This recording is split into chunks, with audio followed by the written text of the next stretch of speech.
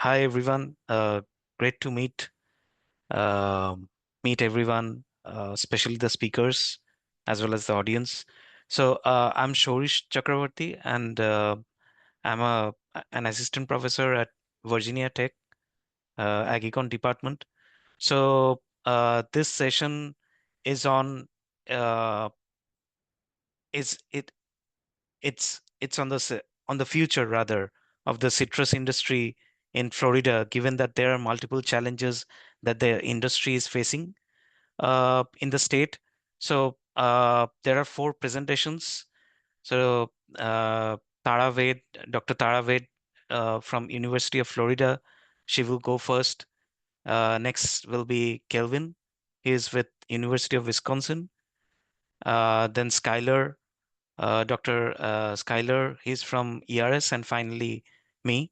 So we will be talking about various aspects of the citrus industry and especially stress on the recent developments for controlling or mitigating the disease pressure, especially through adoption of oxytetracycline trunk injection. So great to see everyone. So we can start with Dr. Ved.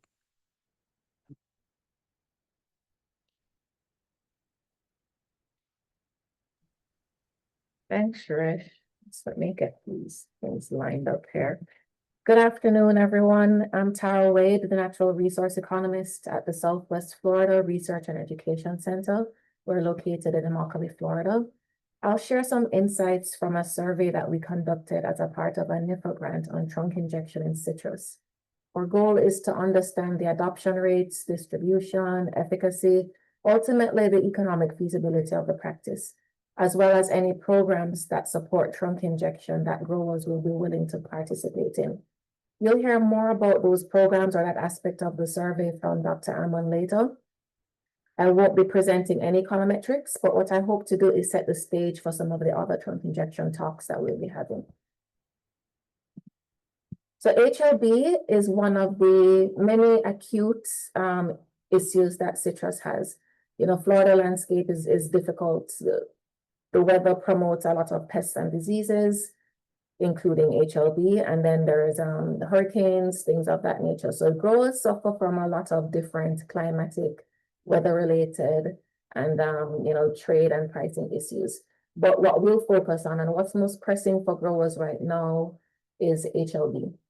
So in October 2022, there was a special local needs label approved for OTC use via trunk injection in citrus trees. Shortly after that, in 2023, the Citrus Industry magazine did a survey asking growers, who was adopting OTC. That's really all they did. The survey was that and more of like a climate check to get a feel of how the industry was doing, how growers were feeling about the future of the industry. But they did ask one question about OTCs. And from that survey, they indicated 84% of growers used OTC. We're doing a much deeper dive into that. We want to understand trunk injection better. We want to understand where it's being adopted, what are the trunk injection costs, where is the trunk injection label coming from, what devices are being used.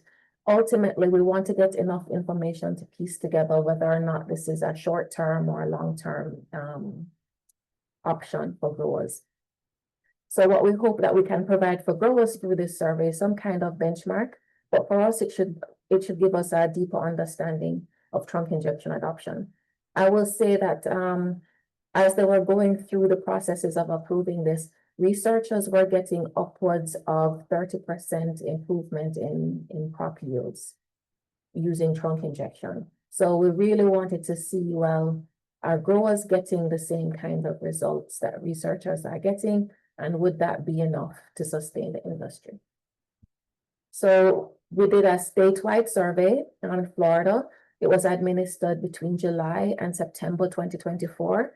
This would have given all the growers one or two opportunities to use trunk injection. We provide a comprehensive overview of trunk injection adoption. We cover things like growers' costs, yields, perspectives on management. Now, in the time we have here, the 12 to 15 minutes, I won't be able to cover most of what the survey asked. So the project is closed right now. If you are interested in the survey and results, I'm happy to share. We consider these results final at this stage. So we targeted citrus growers that planted at least 10 acres or farmed at least 10 acres of citrus. We consider that to be viable commercial citrus production. 80 people completed or started the survey. But as usual, not everyone that starts it finishes it. Everyone doesn't answer all the questions, even though we might consider them complete without them answering all the questions. For example, total acres was answered by 65 of our respondents. So we know we have at least 28,000 acres represented in the survey. The average farm size is 429 acres. Most are in mature trees. We cover 22 counties, including the primary citrus growing counties in the state. Tree density is typical between 100 and 200 trees per acre, and most of our citrus growers in the survey had at least 25 years experience, or on average, 25 years of growing citrus in Florida. So to the results. The survey could be thought of as broken up into, OTC use, OTC outcomes or yield and quality outcomes, OTC perceptions of OTC, and then we had the choice experiment, which is not a part of this presentation. So when we look at OTC use, the bar chart in orange is looking at is citrus growers, the percentage of citrus growers, and the line that follows the axis to the right, that is a percentage of acres. So OTC is used on 79% of growers on about 94% of operated acres. On average, growers used OTC on 73% of their acres.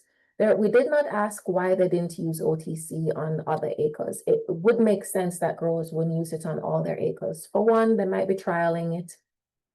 Another reason could very well be that they have younger trees.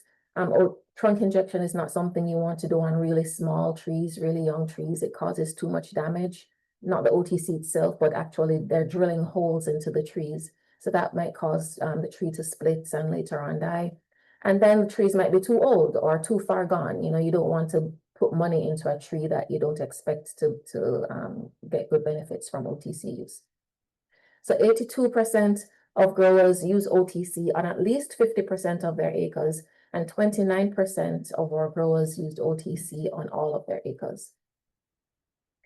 And then we're interested in the device that was used.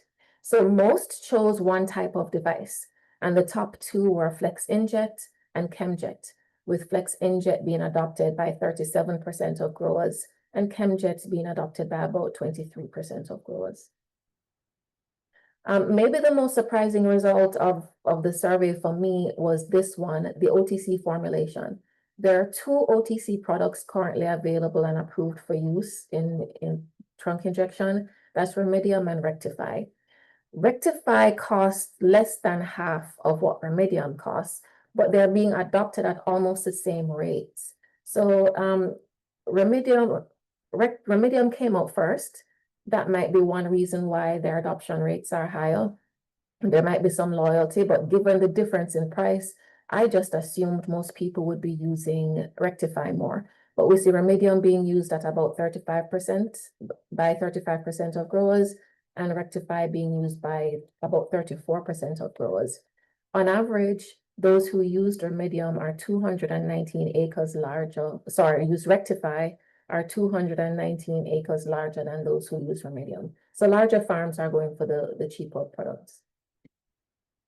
Then we asked about trunk injection costs. So we asked growers to report total costs. So this would include injection device, any labor that was used, if they were using contractors, what that fee might have been. All in, on average, it's $1.32. Now it varies quite a bit.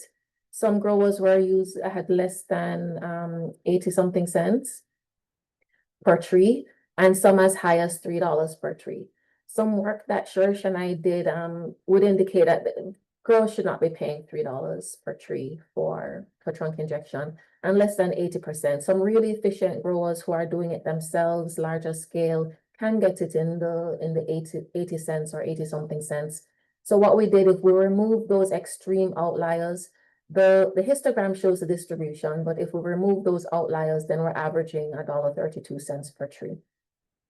76% of growers pay from $1 to about 50 cents, $1.50 per tree, and that's what we'd expect. Most labor is coming from contractors, 84%, and on average, I think contractors charge an additional 10% on the cost, on whatever it might cost, just to give you some perspective.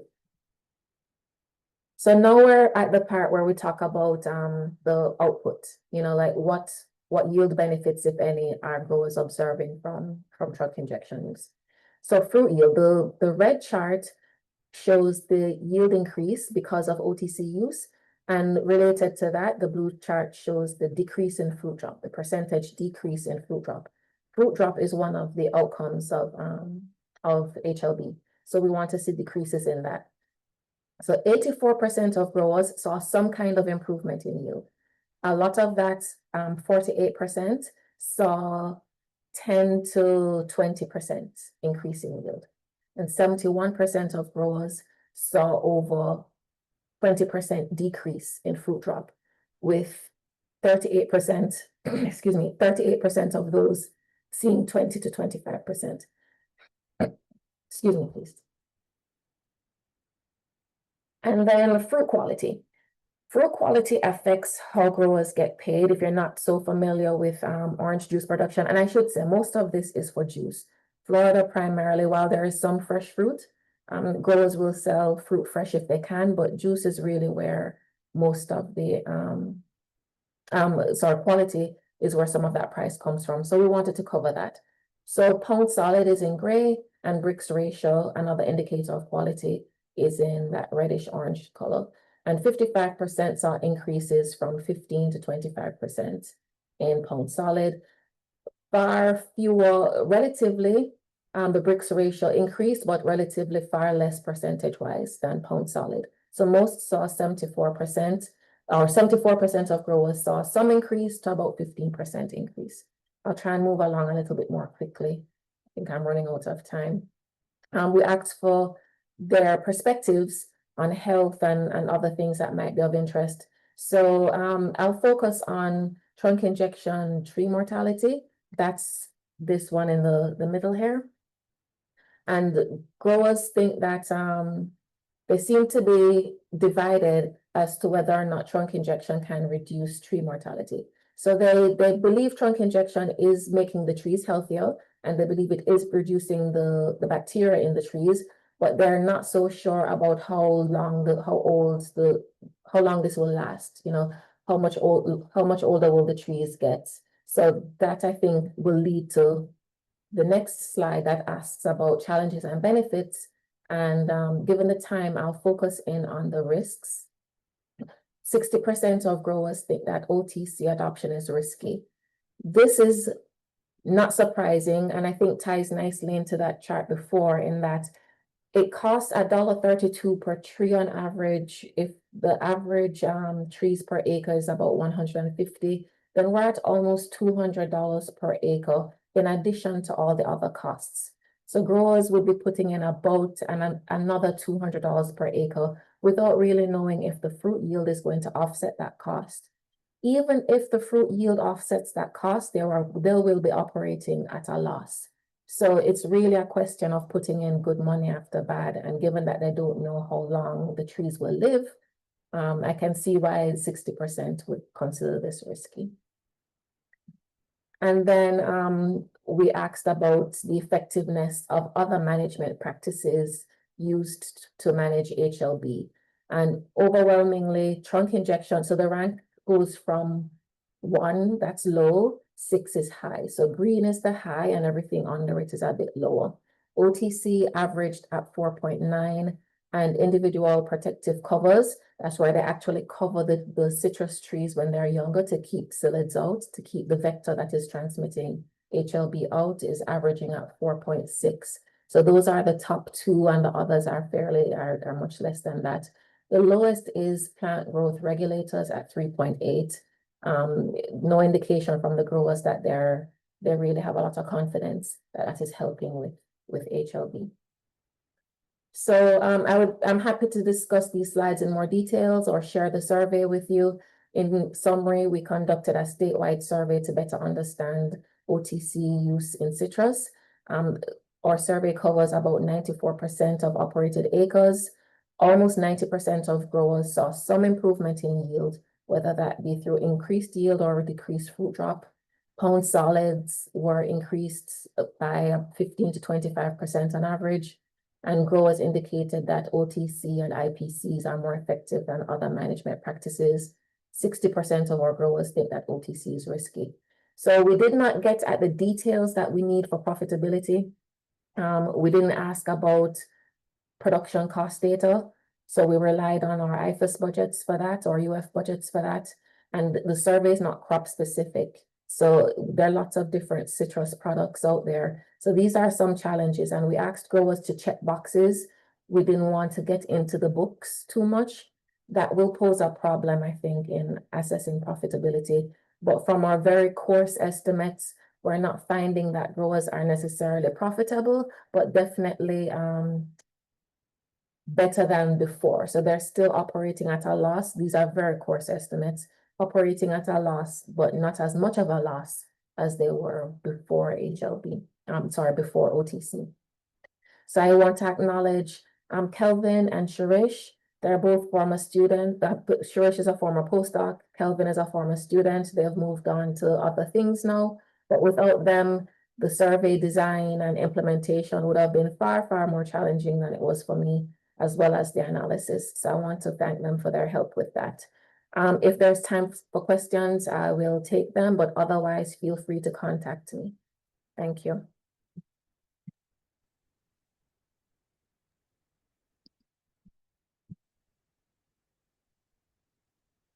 So Tara, can I ask a quick question? I think so. Yeah, thanks. So you have thank you for your presentation. So you've got great data on usage of OTC, their thoughts on other management practices, don't have any profitability data. Have you thought about potentially trying to link this to another data set that might have profitability data?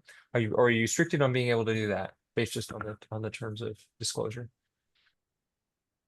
I don't know what data set would be available. What we have available now on profitability is the IFAS budgets, and that will cover, say, different regions. And that's part of the challenge that I had, is that we're doing everything in aggregate.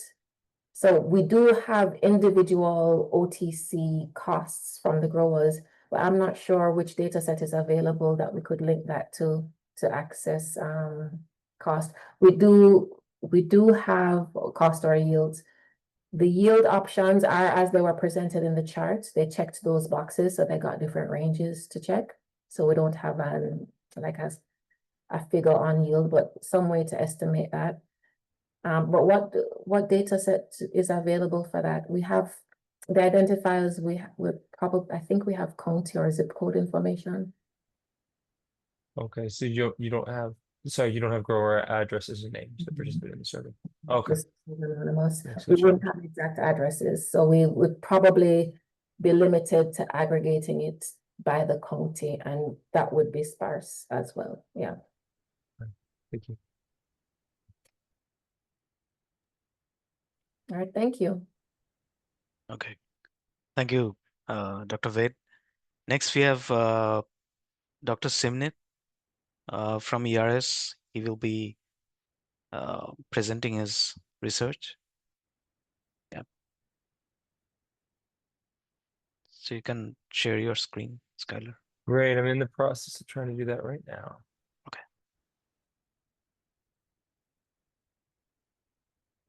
So let's do it.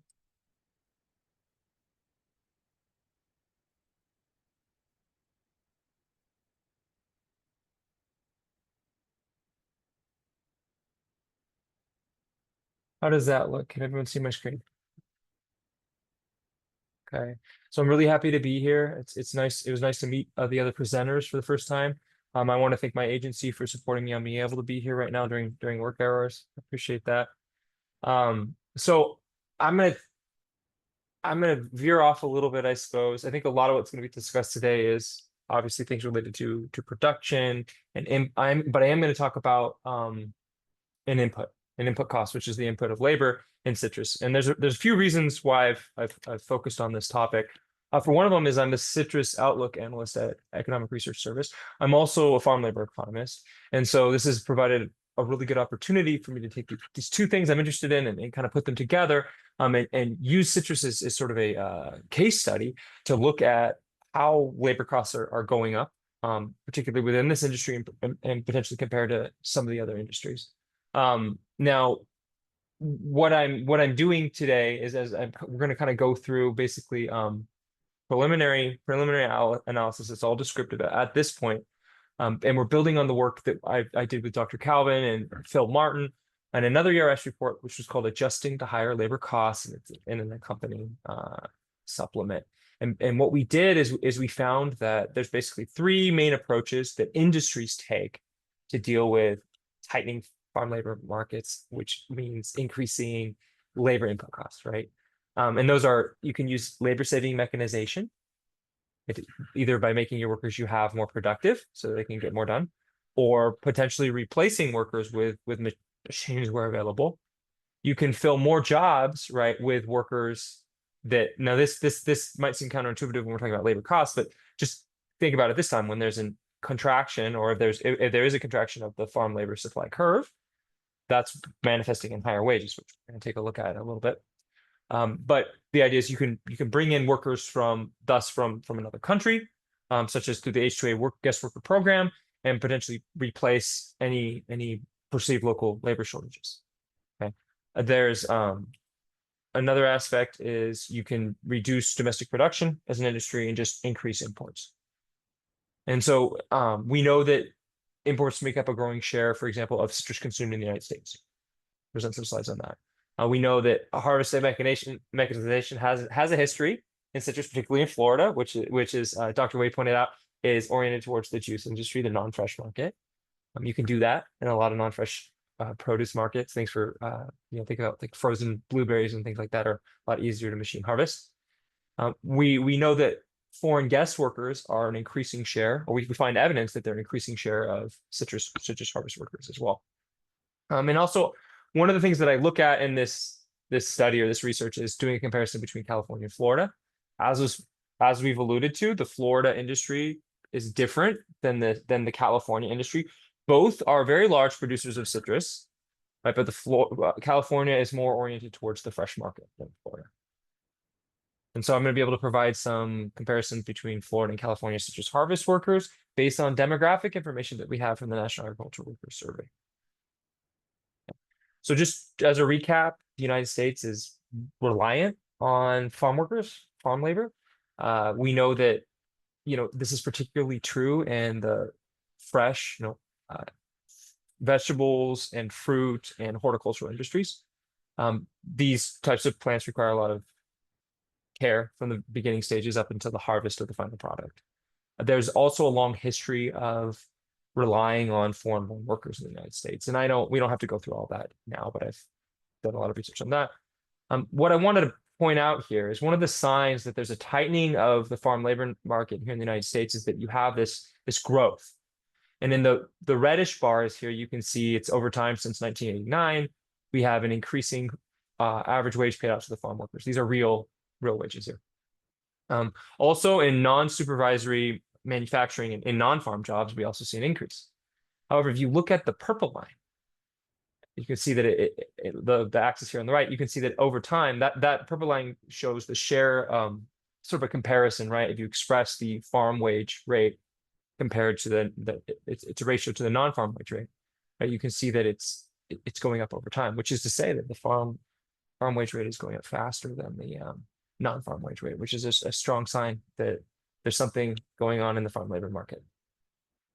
Also mentioned H-2A certifications. The H-2A guest worker program allows workers to be brought into the United States on a temporary basis for seasonal work. It's limited to thus industries that only don't use year-round employees, or at least they can't use the H-2A for their year-round portion of their work. It's just grown dramatically And we have data going all the way back to 2006, maybe 2005. And as you can see that really right around maybe 2012, it really just started to take off. So we have something around a 300% or more increase in the number of visas issued, which is this solid line here. And then also the number of actual jobs that are certified, which doesn't match up to the numbers of visas issued for various reasons, which I've discussed in my research. So a little bit about the citrus market. It's valued at 2.98 billion as of 2024. And any day now, a new report's going to come out from NAS, USDA, and then we'll know how this number has changed. We can, it might be going down just because of additional losses in Florida, for example. But we'll see.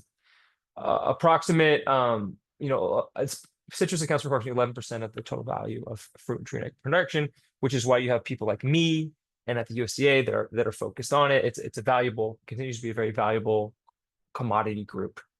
It's a diverse market. You've got obviously the fresh and processed market going mostly to juice, but you've also got lots of different commodities, grapefruit, various types of within the tangerines, right? Oranges and lemons and limes. And tangerines and lemons are something that have seen a lot of growth, particularly in the outside of Florida production. So you guys are all familiar looking at these. I have a charted note like this that you can look up on our website if you're interested. But this just kind of shows Florida production, right? These are tons of production and how production, it tends to fall after dramatic weather events, other disease and pestilence and things of that nature, freeze events. So I wanted to just kind of give a shout out to my friends over at Food Market Maker, Dar and Richard Knight. They've provided this resource basically where you could visualize geographically how different producers of food items in the US, where they're located. And so I thought that this was just kind of a neat graph here where you can see these are the firms that produce citrus in Florida. Obviously, you've got a lot of production here in this central area. This is also for California. Okay, I think maybe Ventura County, some lemons and things, Central Valley. And as I mentioned earlier, when it comes to the fresh market, we're seeing imports are making up a larger share, which suggests that citrus growers are using one of those strategies that Linda Calvin and Phil Martin and I describe in our report to deal with increasing labor costs. And this is just for oranges here. So imports now make up about 19%. Grapefruit, while there's not a huge increase maybe in quantity, although that maybe is like a 40% increase in quantity of imports, just because grapefruit production has fallen off so much, you see this, imports are accounting for a larger share of that as well. So when it comes to citrus harvesting, why is citrus so reliant on manual workers? And the answer may have something to do with the technology and the wear that it is on trees, even in the juice market, right, in Florida, where you could, in theory, use tree shakers and things like that to remove fruit. You've got some issues. There's been problems with getting a good abscission chemical, right, that will loosen the fruit so that it would fall. With the way that I've been told, and Dr. Wade and others know more about this than I do, but with the way that Valencia oranges ripen, you don't want to knock off fruit that's still on the tree growing just as you go after the ripe varieties. So while there are some citrus harvesting machines of this kind, they really haven't caught on to the extent that you've seen in things like the blueberry industry. And in fact, some folks, such as Fritz Roca, some researchers have attributed this to stress on the trees from citrus greening. So that may have contributed to this kind of lack of adoption of mechanical harvesters. So citrus labor in Florida has obviously a long, rich history. Florida citrus has been in the state since well before it was one. Initially, labor relied, the main source of workers were crackers, term for like, I guess like Scottish immigrants or something there in the Florida Peninsula, and in black labor. That was replaced as early as the early 1900s with foreign workers. There was a group Swedish migrants that were brought over, for example. And then you had something, an estimated like 30,000 West Indians from Bahamas and Jamaica and other places were brought in. And that was really part of, many of those were brought in under a guest worker program at the time, which we had, which was called the British West Indies Labor Program, which was later absorbed into the H2 program. Okay. So a lot of reliance on foreign labor already going back in time. Today, it's mostly Mexican labor. You have, meaning folks born in Mexico that come over on these guest worker visas. Arguably, the folks that are not on the guest worker visas and are still picking in the area, a large share of them are probably Mexican, if not most. Also, there's some Jamaican labor, meaning folks from Jamaica. So I wanted to show you just, this is actually, these are annual averages. Like it's a monthly average taken from the state of California. You can see how over time the number of citrus workers has changed quite a bit in the state of California. It seemed to have peaked in 2010 and gone down. It does seem to kind of correspond with acreage, although just to be clear, like this is not that big a fluctuation in acreage, right? We 274 at the top, down to 252,000 acres. So we're talking about a fluctuation of maybe something like 10% over this multi-decade period in California. However, let's take a look at Florida. So over this same period, we can see labor going down in Florida, which is what we would expect, right? Because production has been decimated. Now, acreage has dropped quite a bit. In fact, we would say that it's had halved between about 2007 and 2023, much of which has been attributed to, HLB. But as you can see, it was already kind of on this downward trajectory before HLB really became endemic. And that has been attributed also to citrus canker and horrific series of storms that happened in 2004.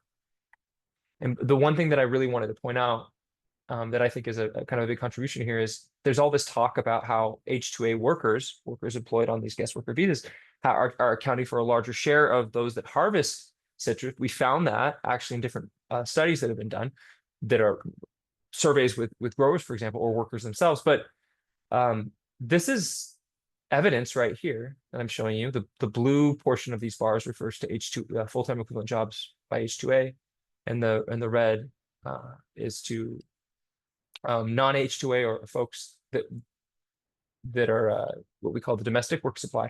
And you can see how the share of H2A has really gone up over time. Now, the source for these data, and this is one of the great things about working with citrus, there's a lot of good data, including there seems to be these really good representative data sources at the county level. And you have the quarterly census of employment and wages and the H2A employer disclosure files, which I was able to clean up quite a bit to be able to produce these graphics here. And this is the same information, just rather than averaged over the months, we can see this great kind of seasonality in the number of workers employed, citrus harvest workers. And once again, we've superimposed. Actually, this is not superimposed. Sorry, these are stacked as well. So you can see how H2A is making up a larger and larger share. In case you're curious, the standard deviation in the hasn't really changed a lot.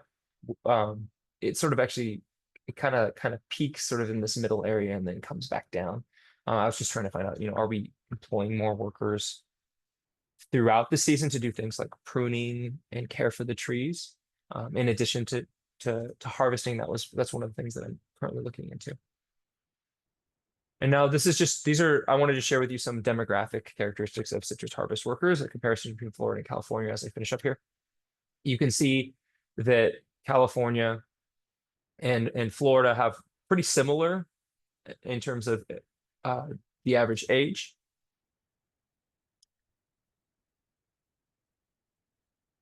Okay, in education, let me go here. In education, we see that Florida has polls past California that may have something to do with the H2A program and the fact that there's so many young educated workers that come in on that program. And because of time, I'm just going to finish up here and say, just to recap, producers of vegetable, fruit, and horticultural commodities, and really all agricultural producers are dealing with this perceived tightening of the farm labor market. Industries, fruit and vegetable industries, can adjust by using various means. One of those is to bring in foreign workers. Another is to rely on more imports or use labor-saving machines. Labor-saving machines don't seem to be as readily available now or as useful for harvest in Florida. And we've really seen a large uptick in reliance on H-2A guest workers, despite falling employment levels in citrus production, given falling production. So, thank you.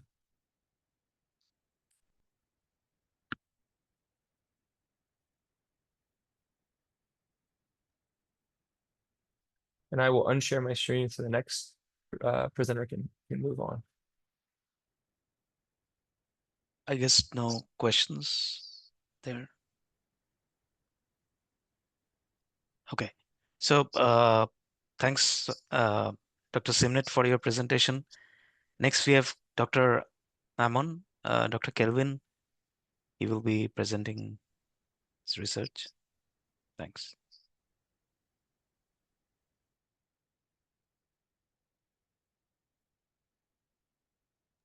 Can you see my screen? I hope it's not showing the double screen. It's just the presenter, right?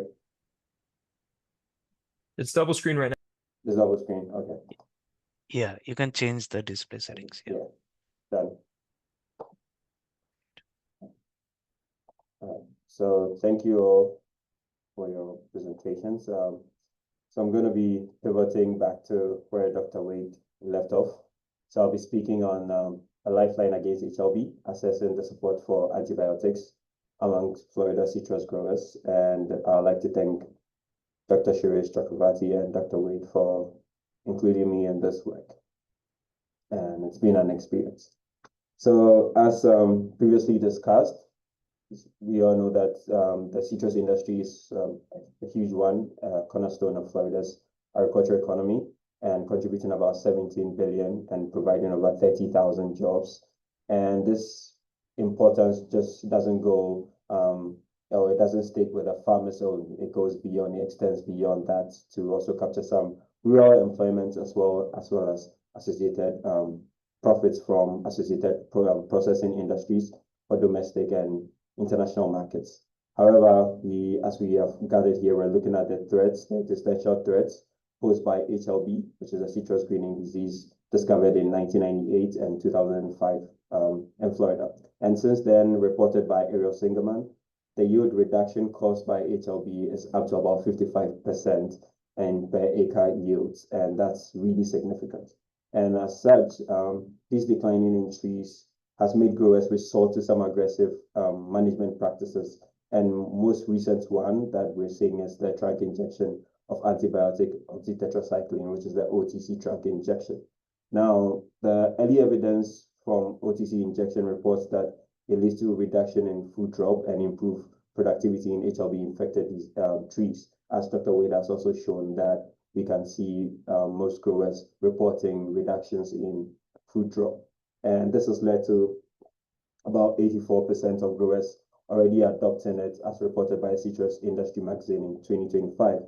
However, the practice is not cheap. It's expensive in itself, with the device cost accounting for about 54% and labor cost about 22%. And then the OTC itself, the oxytetracycline antibiotic, about 20% of the cost. Now, here's an example of the OTC trunk injection on a tree. But then let's look at the motivation. Why the study?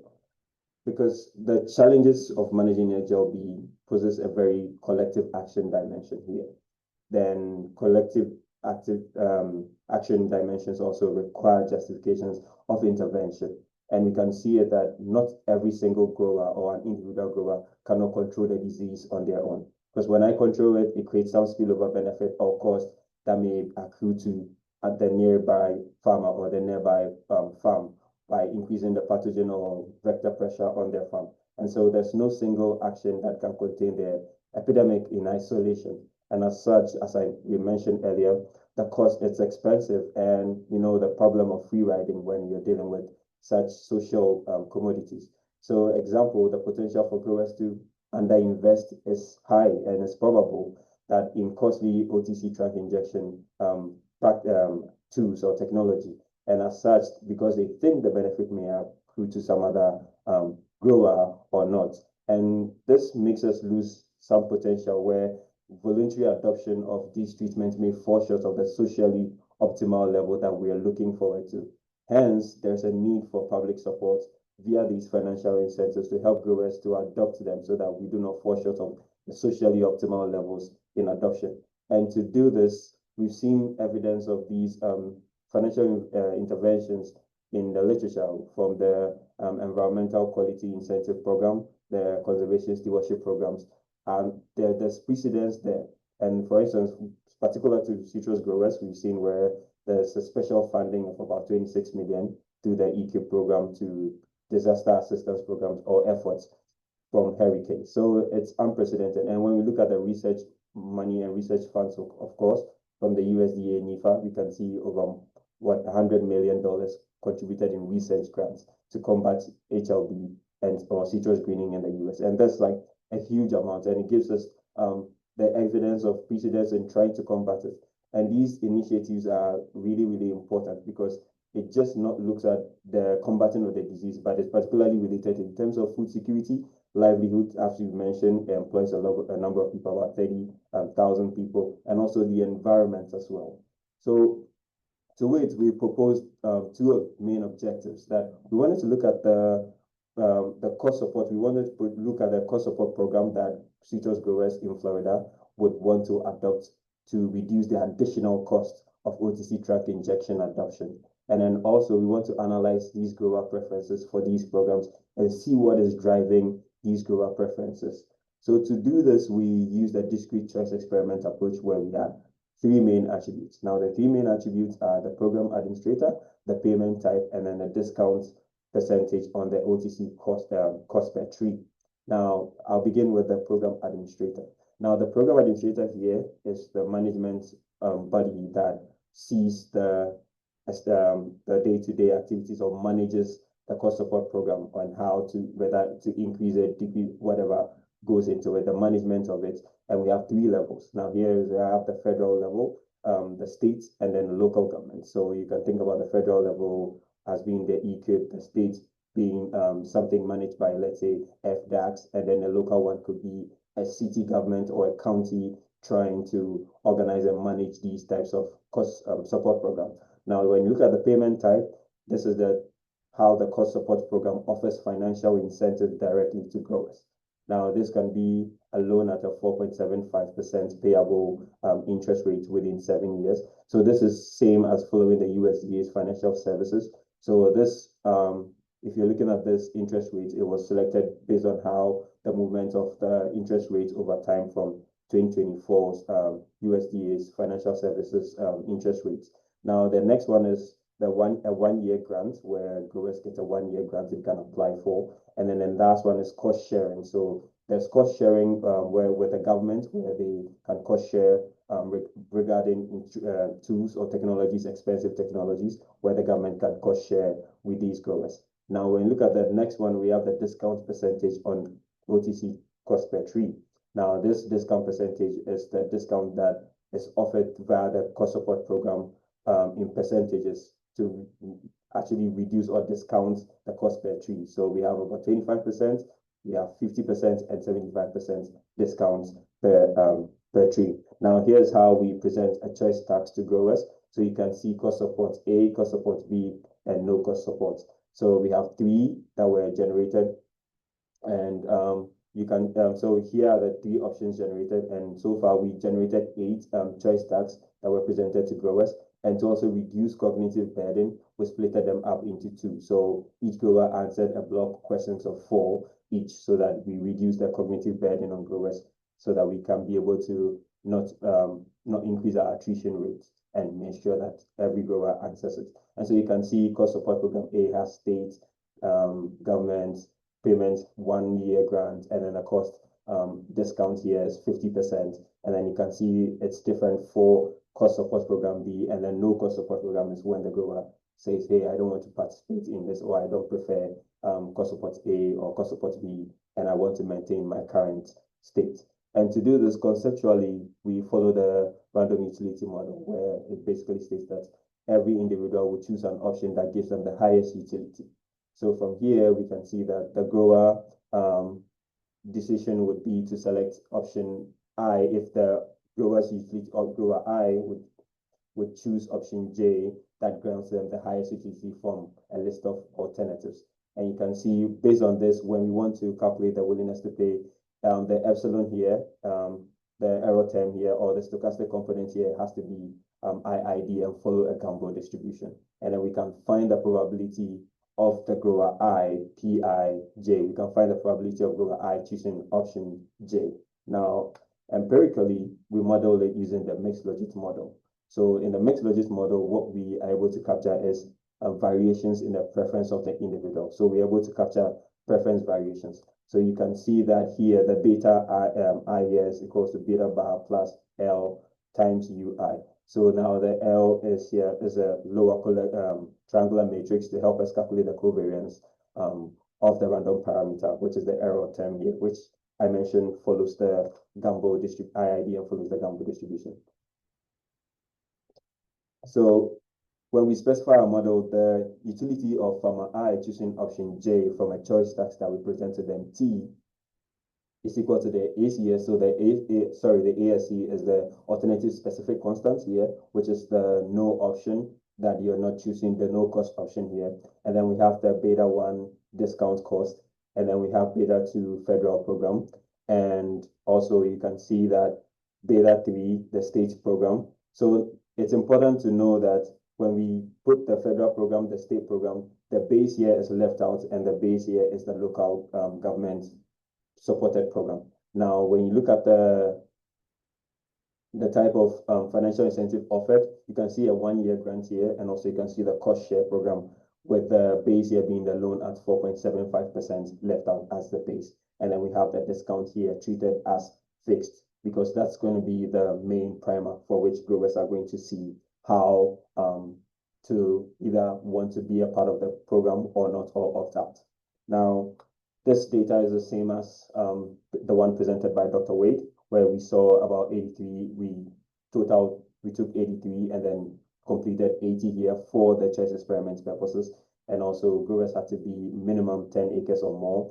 And when we compare our data with the state's averages, we can see that when it comes to growth sizes between about 18 acres to about 104 acres, the average in the state is about 25%. But from our survey, we can see that our average is about 30%. And also when you look at the averages regarding growth of the size of about 105 or more, in our sample, we sample about 54% of them compared to the state average of barely about 1%. So it gives us some level of representativeness here by growth size in our study. And here is also kind of buttressing the point that Dr. Wade made earlier. You can see with the OTC trunk injection use, about 83% of our growers surveyed or sampled say that yes, they use it, and also about 14 or 15% plan to use it, with about 2.6%, do not use it.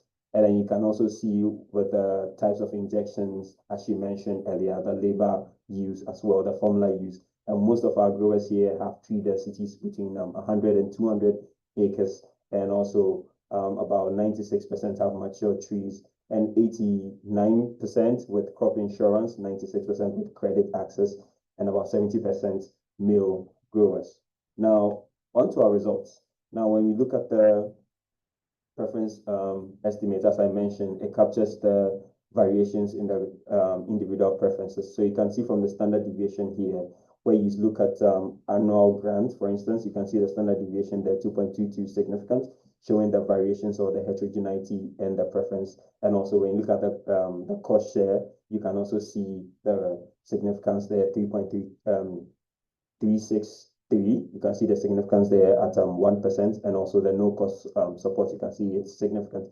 Now, what these are telling us is that growers are, heterogeneous in this preference or the preferences that they make. It helps us justify why we used the mixed logit model. Now, let's talk more about the main results here, the discounts per tree. So from the discount per tree, what it's telling us that when the discount here is high, the higher the discount that they are receiving on the cost per tree, growers are willing, or growers prefer to have a higher discount per tree in the cost share program. So a cost share program that offers a higher discount per tree rates, they prefer that as opposed to, the opposite. Now, all things being equal. Now, when you look at the federal program and also look at the state program, federal program is significant at about 10%, which shows that growers have some significant preference towards federally run cost support program as we propose to them, as opposed to the base here, which is the local government one.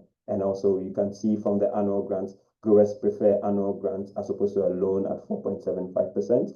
And also the cost sharing, growers prefer to cost share with governments regarding paying for costly equipment such as the OTC or things that they find expensive, as opposed to opting for a loan at a 4.75 rate. Now, when you look at the most interesting results here is the no cost support program. The no cost support program, where you see that it's significant as well, which shows that growers would prefer to maintain their status quo as opposed to opt in for a new cost support program that would help them mitigate the additional cost of OTC trunk injection.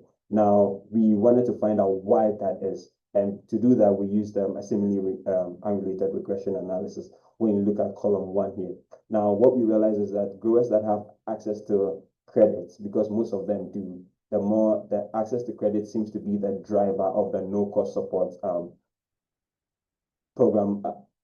What's the name? The preference for no cost support program. So you can see that it's either they have a lot of access to credit, and maybe that is the reason why that is happening. But also another thing that may pose as a debate is, so should credit access be increased to these growers so that we are able to say in the industry that we be able to capture everything and help them to evolve, or help them move away, and help them to also sustain their production level and make sure that they're able to adopt OTC well to keep the industry thriving. Another thing that we see is that what is driving the preferences for annual grants or cost share. Now, when you look at crop insurance in particular, you can see that crop insurance tend to decrease the preference for annual grants that they receive. And also looking at cost share as well, the same crop insurance is now increasing preferences for cost sharing with the government. And why is that? And you can also see from the tree density as well, growers who have high tree density of about 10 to 20 trees per acre tend to not prefer the cost share program. Similar for those between 200 to 300, do not prefer the cost share program, reduce the preference for cost share program. And these are all telling that, okay, so what should we do? What do we find here? From our summary and implications, we realize that there's high preference for high discounts per tree cost. Now, what does that say? We also realize that the higher the discounts, we will all prefer it. It's just like cost. The higher the demand, we will not buy a lot. It's just like following the law of demand, if we are to think about it in consumer terms.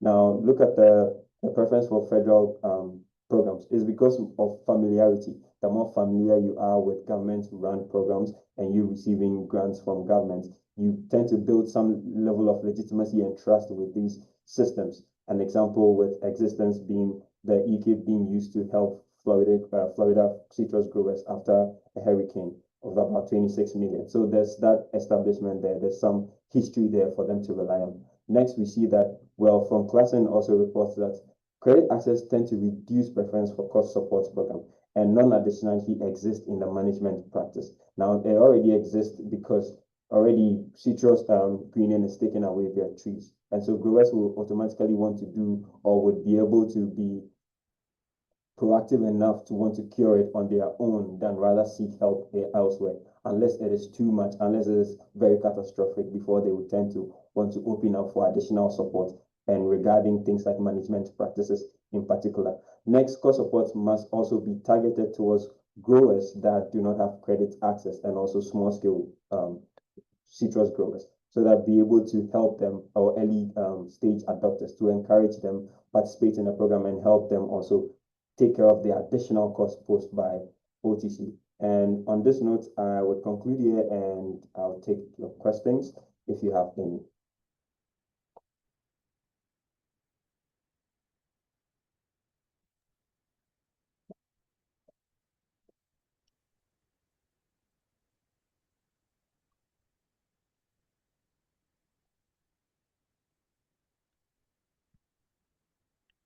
So if there are no questions, then we can proceed to the next presentation. I'll ask a question if that's okay. Sure, Calvin. Scott. Amy, can you go back to your results, your output when you had the coefficient estimates and the corresponding standard deviations or standard errors, whatever they were? There you go. I'm just having a hard time. I just want you to go to the no cost support value Yeah. right there. This is 4.063. I want you Yeah. to go ahead and just explain that to me in terms of what that means. Okay, so What's the size of the effect? So with preferences, you can't quantify the size of the effect.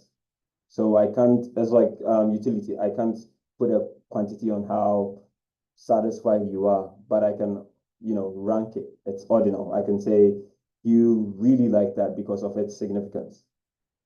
So I cannot say it's an effect that maybe it's going to change. The only way we can be able to quantify the effect is when we calculate the willingness to accept, and that would be if we are to convert the discount percentage or the cost per tree from each farmer that they reported, we're able to convert it into the price itself, so that we can be able to measure it in this equation and then find later on after finding the preference, we can be able to measure the actual willingness to accept by dividing it by the actual value or the estimate of how much they spend, in curing HLB per tree, and then we can be able to quantify that in monetary terms. So we have to do some kind of back of the envelope thing here, but we cannot necessarily go off with that because, as Dr. Wade already explained, there are some growers that either underreported, overreported, and we don't have true industry estimates because that's what's coming from the growers. And so we decided to use the percentage rate rather to kind of give us a priming about what it's looking like. Thank you. You're welcome. Thank you, Kelvin. So did you estimate the willingness to accept yet? So no, so that's the other bit of it that it's crucial because I can do a back of the envelope thing where we take each person's reported cost and then we can find the discount that how much we can be able to discount it with the discount rate in the choice experiment, and then be able to see what they chose, because regarding each point estimate that they chose. And then from there, we can calculate the preferences again, and then do the willingness to accept by dividing each preference estimate by the negative of the discount price. Exactly. So we can do that, but I had conversations with experts in the field like Dr. Gao, and he mentioned that would be somewhat inconsistent because we don't know if the grower had that value in mind when they were making that decision, and we do not. So how would we justify that what the grower is reporting that they pay is what they actually using it in mind when they are selecting the willingness to the preferences, and we can be able to interpolate it and say, okay, this is how much we can do, and then get the willingness to accept. So it's a bit tricky. It will require further talks and see how we can we cannot claim, we can do it, but we cannot claim it as willingness to accept, but we can, say a shadow willingness to pay or a shadow willingness to accept, because it may not be necessarily entirely capturing what they would if we had to put that in front of them. Okay, thank you.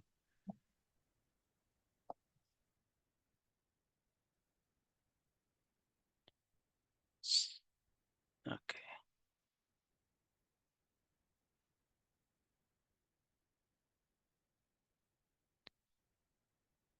So can you see my presentation? Yes. Okay. So thanks everyone for the great presentations. So I'll conclude by analyzing the actual costs of OTC trunk injection systems. So I will, in what I was supposed to present, I was going to focus more on an automated OTC trunk injection or automated OTC delivery system. However, that system is still under development, and we don't have the exact costs or depreciation rates, among others. So I'll be focusing more on the manual system and then touch upon the automated system. So the work that I'm presenting, the manual OTC trunk injection work, the costs of it, this work was done when I was a postdoc at Dr. Wade's program, and so we did an extension. We have an extension publication based on this work recently. Okay. Next. So these stats have already been touched upon by my colleagues earlier, but as we all know, the citrus industry has been severely hit by various factors, primarily with ACP or citrus psyllid, uh, the HLB disease, primarily affected by that, and also natural disasters. So, just to summarize the strategies to cope with HLB, so the key challenges for the citrus industry is that there is no cure for the citrus greening disease of the HLB, and therefore one strategy that can fit, that can cure, or that can control the disease won't work. Moreover, the Candidatus liberi vector bacterium that causes the disease, it's actually colonizes the tree phloem. However, it's very difficult to actually inject or ensure that chemicals reach tree phloem. Usually chemicals reach the tree xylem. So growers, they focus more on the management practices such as breeding resistant varieties, then for example having plastic tents, then citrus under protective screens like it's called cups, then enhanced nutritional supplements or bactericides. Now there is a promise for using OTC, which is a bactericide, an antibiotic rather, antibiotic bactericide, for delivering that into citrus tree xylem through trunk injection. This doesn't cure the disease, but rather control the disease and also mitigate some of the impacts of HLB.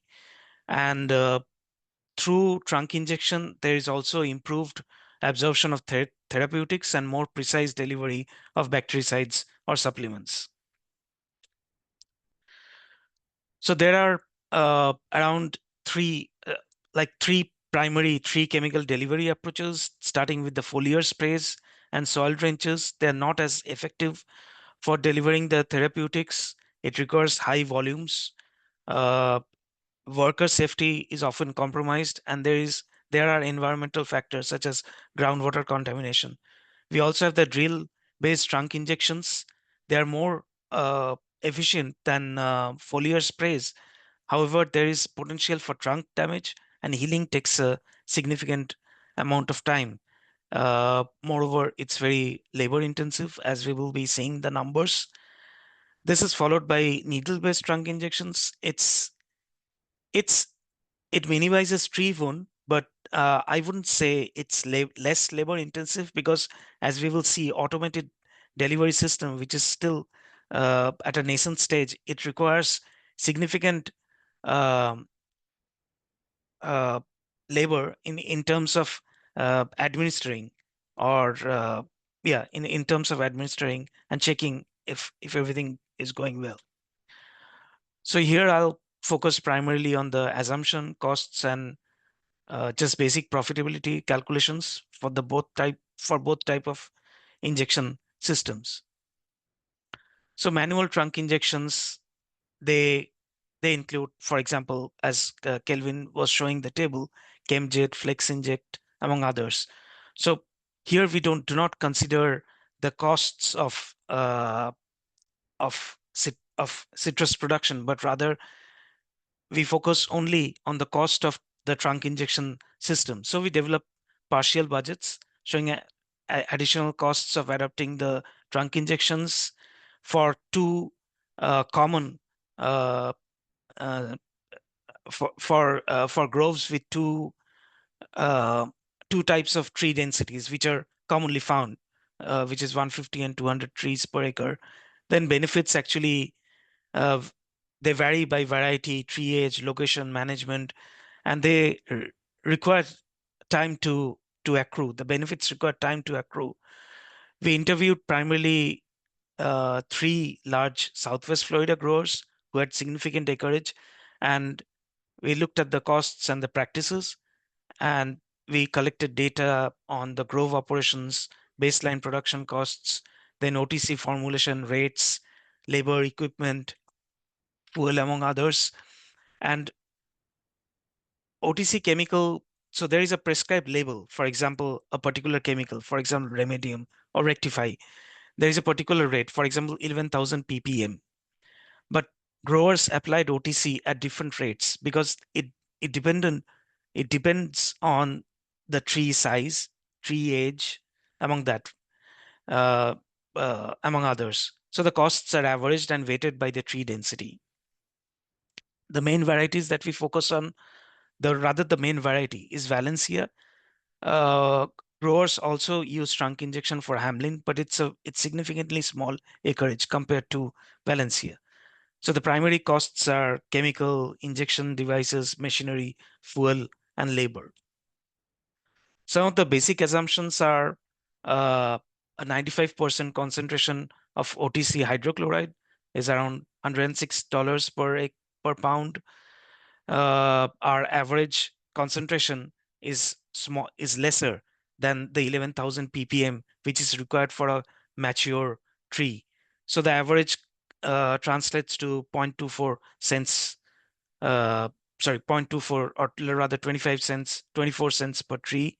Then the injection devices, there are various types of devices, as we looked at Kelvin's table earlier, but we considered a simple $4 device, which is sometimes improvised by growers themselves. Machinery and equipment, which include mixing station, primarily, then drills and drill bits, then fuel. They convert to few cents per tree. Labor is, as we'll see later, is by far the largest cost category, and considering it's $21 per hour, which is actually cost of contractual labor, and we have the productivity of 50 trees per man hour, which translates to 3 hours per acre and 4 hours per acre for the two tree densities. And baseline costs, we found these baseline costs through our interactions with citrus growers. So it's for $1,800 per acre for 150 trees per acre, and $2,200 per acre for 200 trees. So just to summarize, I won't go over each item. The total costs are close to, like gross would be $1 per tree, $1 per tree. Just few cents less than $1 per tree, but that's what they consider, and which translates to a rather between 6.5 to 7% percentage of the total cost of production, or between 7 and 7.5% increase in total costs of production if growers were to adopt trunk injections in their production. So by far, labor is the largest component, more than 50% across both the tree densities, followed by the OTC formulation, the injection device, and finally the the machinery, equipment, and fuel cost. Going back to Skylar's presentation, citrus production as well as OTC, administering OTC trunk injection is very labor intensive. So it's no surprise.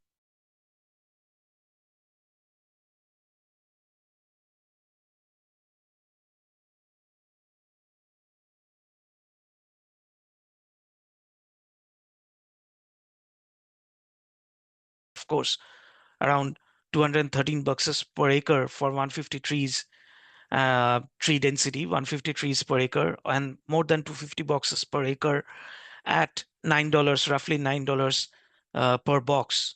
However, the recent NAS data shows yields just in double digits. Like the August 2024 was, I suppose, from what I recall, around 80 boxes per acre. And I think that the latest release will be coming out in 2025.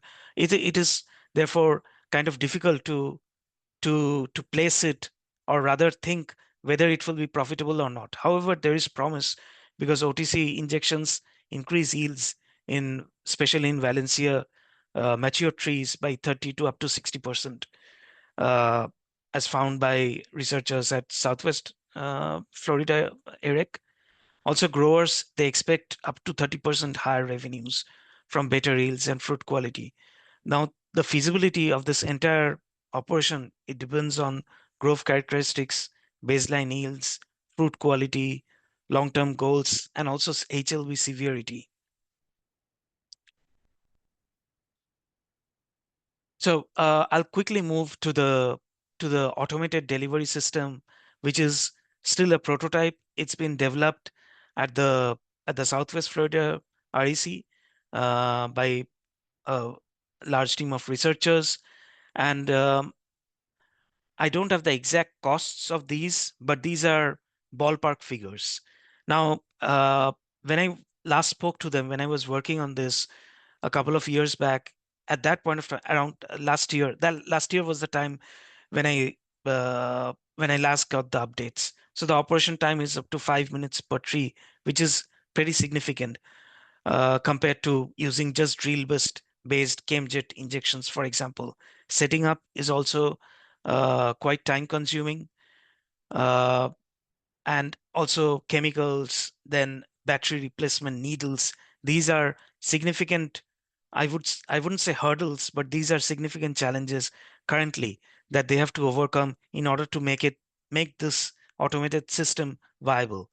In this study, I've considered labor cost to be $21 per hour as well. So these are some of the items that are, or rather some of the components of this ADS system, automated delivery system. Of course, the final price of $16,000, the final cost won't be the final price. These are just the costs of raw materials. I would like you to focus only on the number that's in bold, which is $356 per acre, which is significantly higher than using manual-based trunk injection, because there is a lot of time required for ADS supervision, which is 5 minutes per tree, and hence labor cost is more than roughly, I guess, more than 85%, 85% of the total cost of using the ADS system. So there are several limitations to this study, which I touched upon earlier. Moreover, the issue is the machinery is not yet ready. Secondly, we do not consider the depreciation, long-term equipment costs in this. Third, it's not necessary that a grower will be purchasing this machinery. It's possible that they might rent it, they might buy a used one, but it again depends on the type of components that are there. And finally, we are yet to figure out a way, for example, to setting up this hypothetical scenario, how much growers are willing to pay for such a machinery. So just to conclude, this is what I had for my presentations. Many thanks to the large team who was working on this, and also Dr. Wade and I would like to acknowledge USDA as the source of funding. Let me know if you have any questions.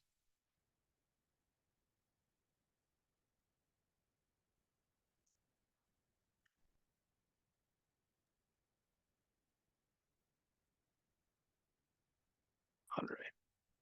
Yeah, Skylar. Yeah. Yeah, sorry that I keep asking questions. Thanks so much, Sharish. I liked your presentation. So the $21 an hour you're going off of, you said contractual labor. Is that because farmers are hiring a firm that specializes in this, and they already have workers on their books? And that's what they were quoted, $21 an hour? So, so from what we understand, the trunk injection operations, these are contractual operations, and they are done by, for example, the labor, they will supply the labor, the machinery, the chemicals and everything. And in order to do that, this is the type of wage rate that they quote primarily. So it's not the H2A or the prevailing wage rate. So it includes the cost of contractual services. Uh, I this mean, that is makes what I sense. could. I mean, harvest is what? Like you got to do this 6 months before harvest or something like that, right? This is, You have to yeah, leave a period. 180 days. Yeah, 180 And days before I'm harvest. thinking about the harvest season and when they're bringing in their workers. So yeah, that makes Right. sense. Assumption would be that they'd be wouldn't be your standard H2A pickers, that's for sure. Who knows? Maybe if Yeah. if it's seasonal in nature, you could potentially bring in H2A workers, but I don't know. Yeah, and also it is also possible that right now I'm focusing on Valencia for this because that's where they're using the trunk injections. But the Valencia is a late season orange, so they might have workers who are working for harvesting the early season orange, like the others. I'm not sure if Hamlin is an early season orange, but other orange varieties, and they might participate in this. That is also possible, and through these contractual services. So not so they won't be hiring H2A specifically for this operation, but maybe for harvesting early or mid-season oranges who will be participating in administering trunk injections. Yeah, I think they would. I think if you're a firm that specializes in trunk injections, right, you may be qualified as an agriculture employer. So, in theory, that firm itself could. I don't know. That's interesting. Thank you. Yeah, I think in theory you could have H2A workers doing in theory, but I think what is more important here is efficiency. You want people who have been doing it for a long time. And so they said one grower we spoke to commented that people that work on irrigation systems are well suited for this because you're going under the canopy of the tree and you're hopping from tree to tree, and it's time, and it can take a lot of time. When you see how fast they work, yeah, it's really fast. They have to be comfortable moving and small enough to move underneath the canopy quickly. Thank you. Yeah, actually it's like few seconds, I would say at most like 30 seconds per tree compared to the 5 minute for the ADS system right now. And it requires some supervision as well, the automated system, but hopefully it will pick up in near future, the automated system.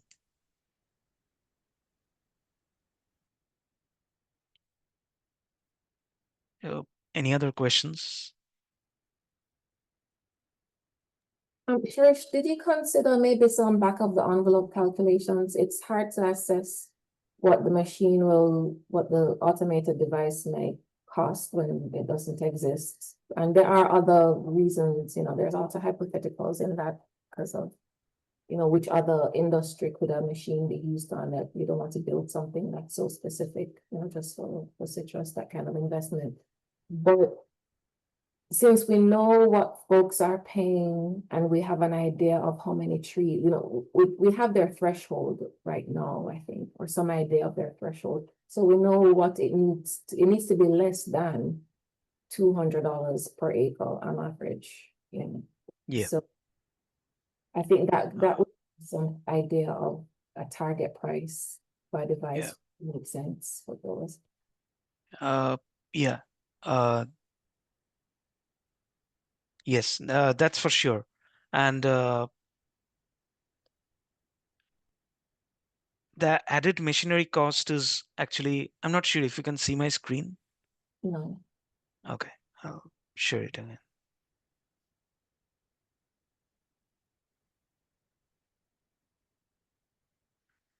So I just considered this cost and assumed that it will last for 10 years, for example, at a use of 150 acres per year, which is actually a very strong assumption.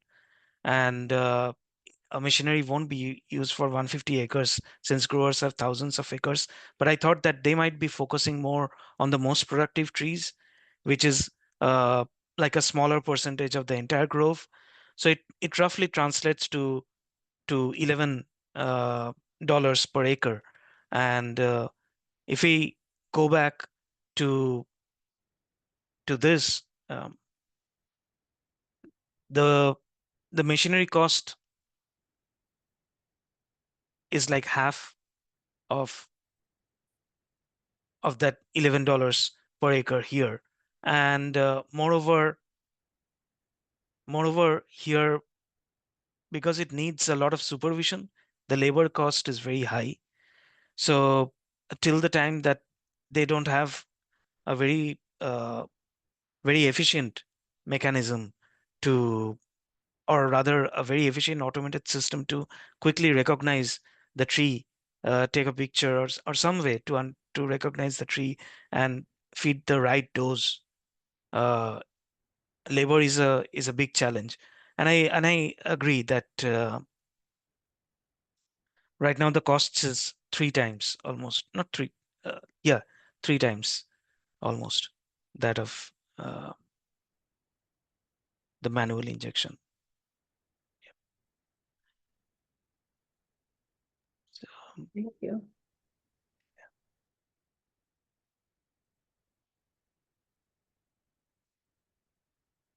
right.